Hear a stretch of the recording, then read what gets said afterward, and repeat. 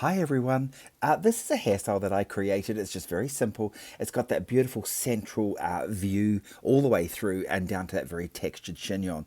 Whenever creating a hairstyle like this, foundation is super important. And you're going to see I'm going to pop a couple of hair grips down the very back there just to really anchor everything in.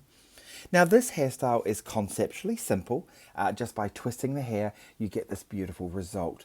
For further education on this hairstyle or many other hairstyles, over 350 hairstyles, please just check out my Access Long Hair Members Club, where loads and loads of beautiful hairstyles like this live. Yeah, I'm all about success. I'm all about your success and giving you great information.